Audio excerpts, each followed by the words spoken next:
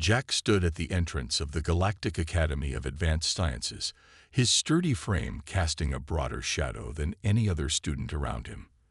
The artificial gravity was set to the galactic standard of 0.3 Earth gravity, making him feel uncomfortably light, as if he might float away with each step. The massive crystal doors slid open with a soft hum, revealing a grand hall filled with beings from across the galaxy. Tall, willowy figures with iridescent skin floated gracefully across the polished floor. Others moved on multiple legs or glided on cushions of air, their bodies adapted to worlds Jack had only read about in the Academy's acceptance package. "Welcome, Earth student Jack," chirped a holographic guide that materialized beside him. "Please proceed to the main orientation hall. Take care with the facilities. They are calibrated for standard gravity species." Jack nodded, trying to control his movements. On Earth, his build was average. Here, he looked like a bull in a china shop. He took careful steps, remembering the orientation video's warnings about human strength in standard gravity environments. The other students parted as he walked through the hall. Some whispered behind delicate appendages, others moved their sensory organs in what he recognized as their species' equivalent of staring. Jack had expected this. Humans were rare in galactic society, still newcomers to the interstellar community. "Is that the Deathworlder?" one student whispered to another, their translator not quite catching the words in time to mute them. "I heard they need powered armor just to survive in space." "I heard they drink poison for fun," another added. "Look at all that dense muscle mass. Must be for fighting predators." Jack suppressed a smile, remembering his morning coffee. If they only knew about Earth's love affair with caffeine. The orientation hall was a marvel of alien architecture, with seats designed to accommodate hundreds of different body types. Jack found the reinforced section marked with the Earth symbol, a blue and green sphere with a single moon. "Students, welcome to your first day at the Galactic Academy," announced Dean Walker, a being made of crystalline structures that caught and reflected light in mesmerizing patterns. "You represent the finest young minds from over 300 worlds."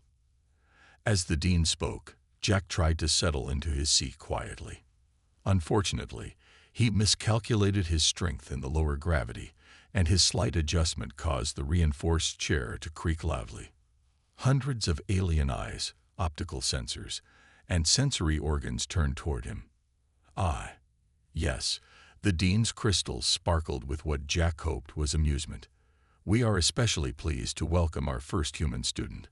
The addition of Earth to the galactic community has brought fascinating new perspectives on survival, adaptation, and resilience." The dean's words were interrupted by a loud crack. Jack had absent-mindedly rested his arm on the desk surface, designed for much lighter pressure. A spider web of cracks spread across its surface. "I'm so sorry," Jack said, feeling his face grow hot. "I'm still adjusting to the gravity difference." A ripple of movements passed through the crowd. Some were their species' equivalent of laughter, others showed signs of concern or fear. Jack noticed one student, a being with glowing patterns across their skin, looking at him with what seemed like genuine curiosity rather than judgment. No harm done, the dean's crystal structure shifted in what Jack had learned was a reassuring pattern. "This is why we learn together, to understand our differences and find ways to accommodate them.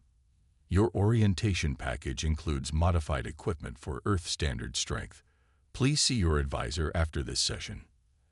As the orientation continued, Jack made notes on his reinforced tablet, trying to focus on the dean's words rather than the continuing whispers around him. He knew this was just the beginning. He had a lot to prove, not just for himself, but for all humans hoping to study among the stars. The Earth Standard tablet felt reassuringly solid in his hands. At least something here was built to handle human strength. As the dean concluded the session, Jack allowed himself a small smile. If they thought his strength was impressive, wait until they learned about human endurance, determination, and creativity. This was going to be an interesting year. The Academy's gymnasium was unlike anything Jack had ever seen. Anti-gravity chambers lined one wall, while obstacle courses designed for flying species occupied the upper levels. Professor Green, an instructor with brilliant feathers and sharp eyes, hovered near the center of the room using small anti-gravity units attached to his wings. "Today, we evaluate basic physical capabilities," Professor Green announced, his feathers rippling with excitement. "Each species will demonstrate their natural abilities. This helps us understand our different strengths." Jack stood awkwardly among his classmates, wearing his Earth Standard exercise clothes, simple shorts, and a t-shirt that felt unnecessarily heavy-duty compared to the light, flowing garments of his peers. "Human student," Professor Green called, "you're first. The Academy is quite curious about Earth Standard capabilities." Jack stepped forward, trying not to notice how the other students moved away slightly. The glowing student he'd noticed during orientation, who he now knew was called Bloom, actually moved closer, their skin pulsing with interested patterns of light. "Start with a standard jump," Professor Green instructed, activating measuring sensors. Jack nodded, bent his knees slightly, and jumped. In the 0.3 Earth gravity, he soared nearly 5 meters into the air. Gasps and alarmed chirps filled the gym as he landed with practiced care, making sure not to damage the reinforced floor pad. "Fascinating." Professor Green's feathers stood on end. "That's with no technological assistance." "No, sir," Jack replied. "This is actually lower than I could jump on Earth, since I'm used to pushing against stronger gravity." "Show us your running speed next," the professor said, gesturing to a track that circled the gym. Jack started jogging, then built up to a normal run. To him, it felt like running in slow motion, each step carrying him further than expected in the reduced gravity. To his classmates, he was a blur of controlled power, eating up distance at what seemed to them an alarming rate. "Enough," Professor Green called after one lap, his voice filled with excitement. "Now, the strength test." The professor directed Jack to a modified lifting station. As Jack easily lifted weights that would be challenging even for maintenance robots, Bloom floated closer. "How do you control such power?" they asked, their skin glowing with curious patterns. "Our historical records show that such strength usually indicates a dangerous predator species. Humans aren't really that strong compared to Earth's largest animals," Jack explained, carefully setting down the weights. "We survived through endurance and tool use, not raw power." "But you can lift more than our cargo loading equipment," another student called out. "That's just because we evolved on a high-gravity world," Jack said. "What's heavy here is normal for us. Like how some of you can fly naturally, while I need ships to leave the ground." Professor Green fluttered down, landing near Jack with the help of his anti-grav units. "Class, this is exactly why the Academy encourages diversity. Each species brings unique advantages from their home environment." The professor turned to Jack. "Would you demonstrate an Earth exercise routine? Something your species considers moderate." Jack nodded and began a simple workout: push-ups, squats, and core exercises. To his classmates, it looked like a display of impossible strength and endurance. Even in the reduced gravity, the continuous movement and control he showed seemed unnatural. "Remarkable," Professor Green noted, recording the demonstration. "Your species maintains this level of activity regularly." "Some humans do much more," Jack said, not even out of breath. "This is just a basic routine." The class ended with students breaking into discussion groups, most crowding around Jack with questions. Bloom's glow had shifted to a pattern that Jack's cultural training identified as deep respect. "I think I understand now," Bloom said, their light pulsing thoughtfully. "Your strength isn't about being dangerous. It's about surviving a dangerous world." Jack smiled. "Exactly. Earth shaped us, just like your worlds shaped you. We're not better or worse, just different." As they left the gym, Jack noticed the other students no longer moved away from him. Instead, they watched with newfound interest, their fear replaced by curiosity. It was a small step, but an important one, not just for him, but for human-alien relations as a whole. The Academy's social hub buzzed with evening activity. Floating light orbs cast a soft glow over the gathering area, where students from across the galaxy relaxed after classes. Jack sat with a growing group of classmates, including Bloom, whose glowing patterns had become a familiar sight. "Tell us about Earth activities," Bloom prompted, their skin pulsing with curiosity. "What do humans do for fun?" Jack took a sip from his reinforced water container, thinking about what to share. "Well, one thing many humans enjoy is camping." "What is camping?" asked a tall, reed-thin student named Link, whose species lived in carefully controlled atmospheric bubbles. "It's when we go out into the wilderness and live there temporarily," Jack explained, "usually just for a few days, using basic survival gear." The response was immediate. Several students recoiled in shock, while others leaned forward with fascinated horror. Bloom's glow shifted to a pattern indicating disbelief.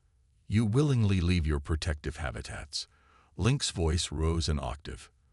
"For entertainment. Let me tell you about my last camping trip before coming to the Academy," Jack said, settling into his story. "My friends and I hiked 5 miles into the forest, carrying our supplies on our backs.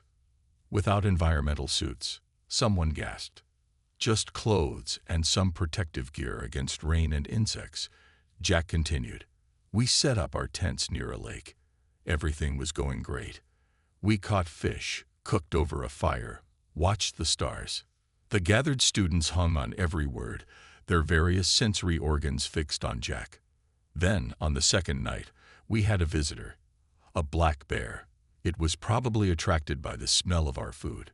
Jack paused, noticing that some students had started emanating their species' stress signals. "A predator." Bloom's glow dimmed with concern. "How large?" Jack held his hands apart to indicate the bear's size.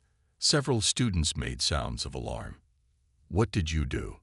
Link asked, their thin frame swaying with anxiety. "We followed standard bear safety procedures," Jack said calmly.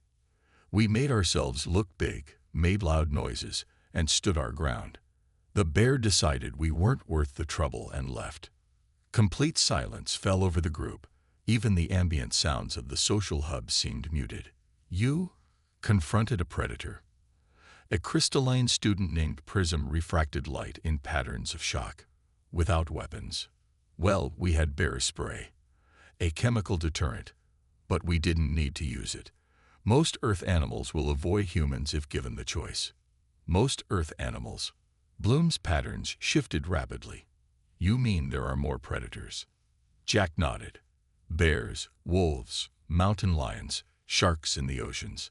Earth has quite a few large predators, but humans learned to deal with them long ago.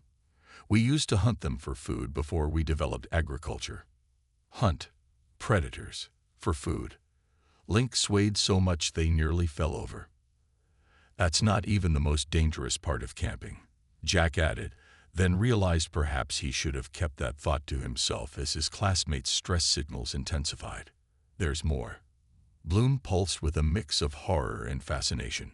"Well, you have to watch out for weather changes. Keep clean water available. Know which plants are safe to eat. Maintain proper food storage. Keep warm at night." Jack listed these basic camping safety measures, not realizing each one was causing his audience greater shock. "Your species does this for pleasure?" Prism asked, their crystalline form vibrating with disbelief. "Many of us do, yes. It helps us feel connected to our world," Jack explained. "It's also good practice for survival skills, which all humans learn growing up." Bloom's glow had settled into a pattern Jack recognized as deep thought. "I begin to understand why humans are classified as Deathworlders. Your entire planet is a survival challenge." "And you miss it?" Link asked incredulously. Jack smiled, looking out the hub's window at the distant stars. "Sometimes. There's something special about Earth's wilderness. Beautiful but demanding respect. It reminds us to stay humble, no matter how advanced our technology becomes." As the evening continued, Jack noticed his classmates' fear had transformed into something else, a mix of respect and curiosity. They might not understand the appeal of camping, but they were beginning to understand humans a little better. The advanced engineering lab hummed with energy as students prepared for their practical exam. Jack stood at his workstation, surrounded by holographic tools and various mechanical components. Next to him, Rex, a student from the highly advanced Centauri system, kept glancing at Jack with obvious disapproval. "I still don't understand why they let a primitive species join the academy," Rex said loud enough for others to hear. His smooth, metallic skin reflected the lab's lights as he manipulated complex holographic controls with practiced ease. Some species rely on computers, while others still use physical tools. Jack ignored the comment, focusing instead on the task displayed on his workstation screen: design and construct a basic gravity manipulation device. It was a standard test for first-year students, meant to evaluate their understanding of fundamental engineering principles. "Begin your projects," announced Professor Maxwell, their robotic form moving smoothly between the workstations.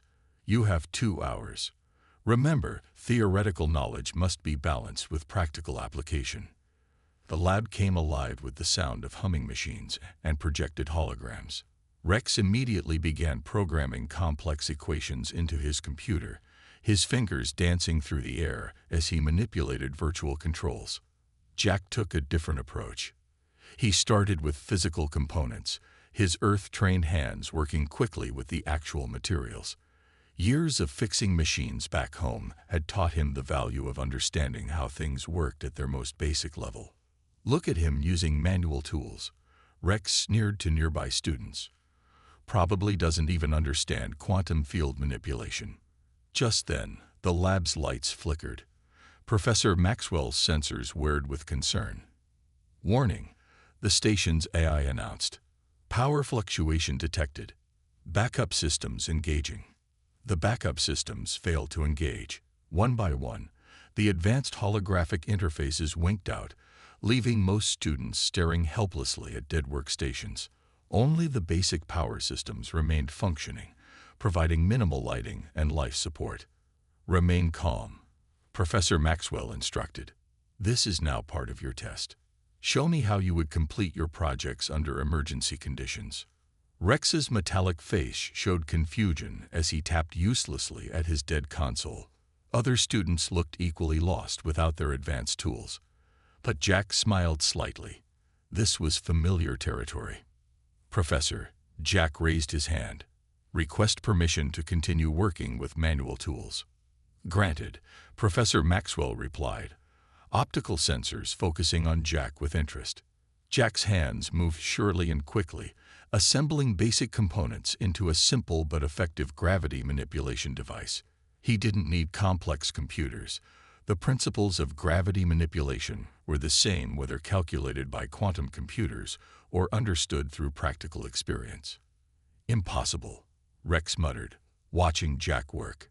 "You can't build a gravity device without computational assistance." "Actually, you can," Jack explained while connecting 2 crucial components. The first gravity manipulation devices on Earth were mechanical. Sure, they were basic, but they worked. Sometimes simple is better than complex. As if to prove his point, Jack's device hummed to life. A small object placed nearby began to float steadily. It wasn't as precise as computer-controlled devices, but it worked perfectly well for basic gravity manipulation. "Excellent demonstration of fundamental principles," Professor Maxwell said, examining Jack's device. "This is exactly why we value diverse perspectives at the Academy." Who would like Jack to explain how his device works?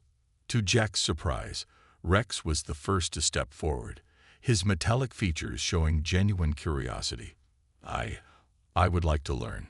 Perhaps there is value in understanding the basic principles before relying on advanced computing." "The mark of true intelligence," Professor Maxwell noted, "is being able to learn from anyone, regardless of their origin." As Jack began explaining his design to the gathered students, he caught sight of Bloom in the doorway, their glow patterns showing clear approval. What had started as a challenge had turned into another opportunity to bridge the gap between different ways of thinking. "You see," Jack said, pointing to a key component, "sometimes the old ways have something to teach us about the new ones." The power came back on shortly after, but most students continued watching Jack's demonstration, their initial prejudices forgotten in the face of practical knowledge. Even Rex was taking notes, his earlier arrogance replaced by genuine interest. Warning sirens blared through the academy station, their urgent sound pulling students from their sleep. Jack was already up and moving, his earth-honed survival instincts kicking in before his mind fully processed the situation. "Emergency alert," the station AI announced.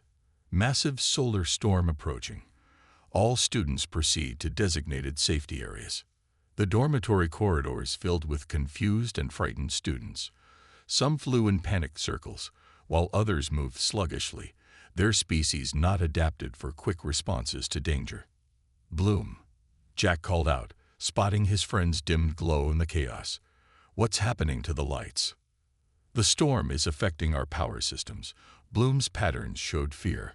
"Our shields are failing." Without them, Jack understood. Without shields, the solar radiation would be deadly to many species. Even the station's structure could be compromised.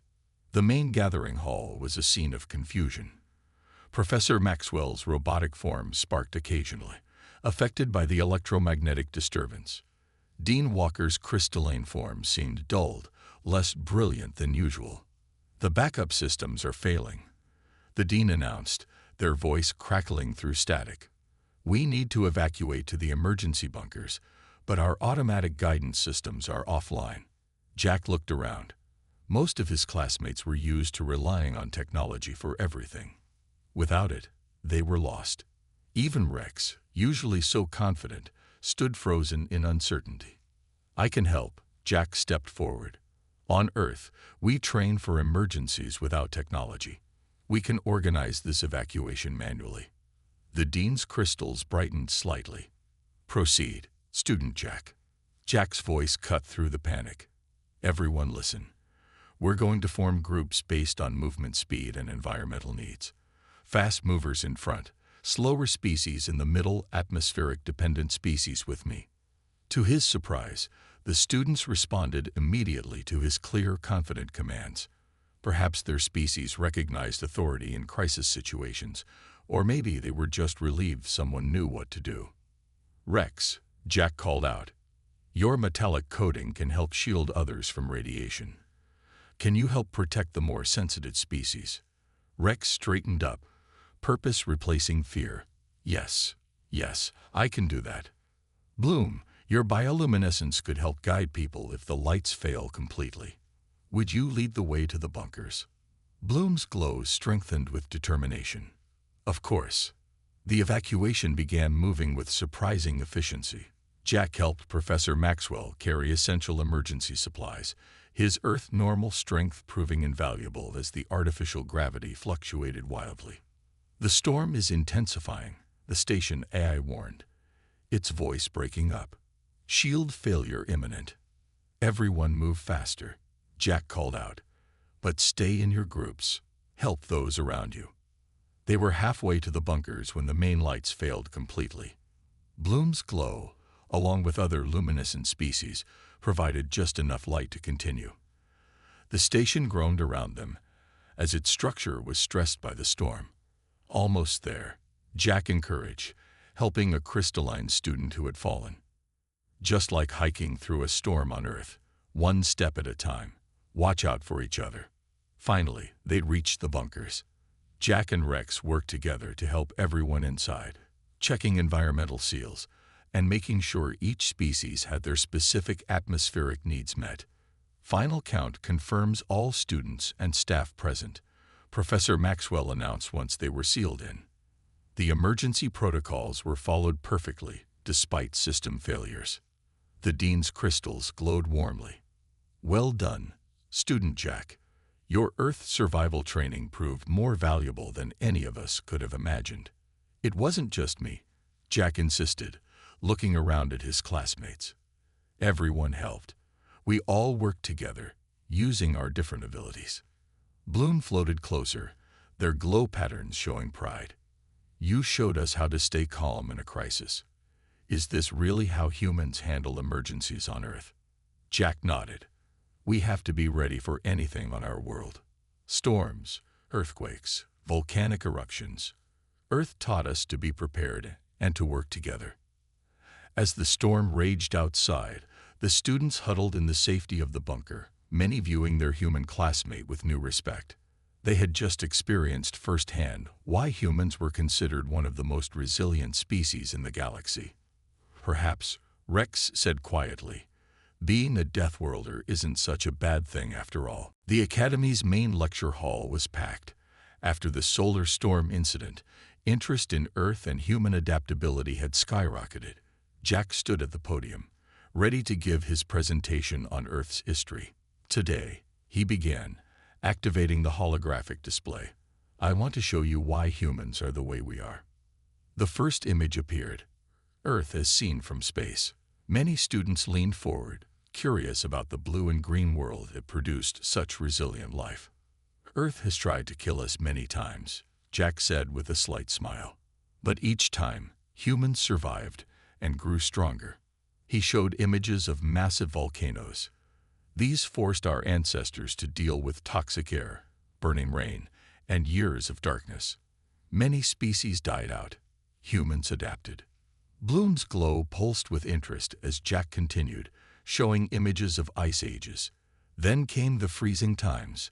Most of Earth froze. Humans learned to make clothes, use fire, and build shelters. We didn't just survive. We thrived. But how did you maintain your technology through such events? Rex asked, his metallic skin reflecting the holographic lights. We didn't always have technology, Jack explained. Humans started with nothing but our bodies and minds. Everything we have, we had to discover or invent. The next images showed Earth's various predators: lions, tigers, bears, and wolves. Several students made sounds of alarm, remembering Jack's camping story. These taught us to be alert, to think quickly, to work together, Jack continued. But our greatest advantage wasn't strength or speed. It was endurance. He showed a video of humans' persistence hunting, following prey until it collapsed from exhaustion. Many students shifted uncomfortably. Disturbing, isn't it? Jack acknowledged. But this ability to keep going, to not give up, became part of everything we do. It's why we can work through problems longer than many species. The presentation shifted to natural disasters. Earthquakes, hurricanes, tsunamis. Earth is constantly changing, often violently. We learn to predict these events when possible, prepare for them always, and rebuild when necessary. Like during the solar storm, Bloom added, their patterns showing understanding. Exactly, Jack nodded.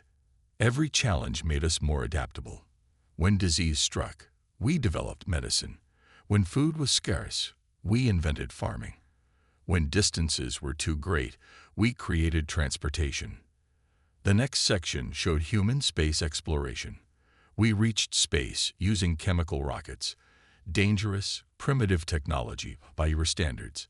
But we were so determined to explore that we accepted the risks. That explains your comfort with dangerous situations, Professor Maxwell noted from the front row. Your species evolved expecting risk. More than that, Jack said, showing images of human achievements, cities, art, scientific discoveries. We learned to turn challenges into opportunities. Earth's high gravity gave us strength. Its predators taught us strategy. Its disasters showed us the importance of working together. The final images showed humans helping each other during various crises. This might be our greatest adaptation, the ability to cooperate, to share knowledge, to help others survive. Like you did during the storm, Rex said quietly. Yes, but that wasn't just me, Jack reminded them. We all worked together, using our different abilities. That's another Earth lesson. Diversity makes us stronger. As the presentation ended, the questions began. Students wanted to know more about Earth's history, its challenges, its life forms. Jack answered each question, happy to share his world story. "I understand now," Bloom said during the discussion. "Humans aren't just physically adapted to a death world. You're mentally adapted too. You expect things to be difficult. And you never stop trying," Rex added. "Even when your technology fails, you find another way." "That's the real story of Earth," Jack concluded. "Not that it was hard, but that each challenge taught us something valuable. We're not better than other species. We're just used to dealing with difficulties." The dean's crystals sparkled with approval. "This is why the Academy welcomes students from all worlds. Each perspective adds to our understanding." As the students filed out, still discussing the presentation, Jack felt proud. He had helped them understand not just humans, but the importance of learning from different experiences. That, he thought, was perhaps the most important Earth lesson of all. The Academy's graduation hall shimmered with decorative lights, its massive crystal dome showing the star-filled space above. Students from hundreds of worlds gathered for the ceremony, their various forms creating a living rainbow of colors, textures, and patterns. Jack adjusted his formal Earth Standard uniform, reinforced to handle his natural strength. Beside him, Bloom's glow pulsed with excitement, while Rex's metallic skin gleamed with pride. "Hard to believe it's been a full year," Bloom said, their light patterns showing nostalgia. "Remember when everyone was afraid of the dangerous Deathworlder?" "Things have certainly changed," Rex agreed, his initially hostile attitude long forgotten. "The Academy has already accepted 12 new human students for next year." Dean Walker's crystalline form took the central platform, sparkling brilliantly. "Before we begin the graduation ceremony, the Academy Board has a special announcement. Due to the outstanding success of our first human student, we are establishing a new course, Survival Strategies and Adaptive Thinking." Murmurs of approval spread through the gathering. Jack felt his face grow warm as the dean continued. "This course will be taught jointly by instructors from various worlds, including Earth. Because as we learned this year, every world has something to teach us about survival and adaptation." Professor Maxwell rolled forward. "Student Jack has been asked to give this year's graduation speech. His unique perspective has changed how we view diversity in the Academy." Jack walked to the platform, looking out at his classmates. A year ago, they had seen him as a primitive being from a dangerous world. Now, they were his friends, each one having taught him something valuable about life in the galaxy. "When I first came to the Academy," Jack began, "I thought I had to prove that humans belonged here. I was wrong. We all belong here because we all have something unique to offer." He gestured to his classmates. "From Bloom, I learned that sometimes the best way to light the darkness is to glow together.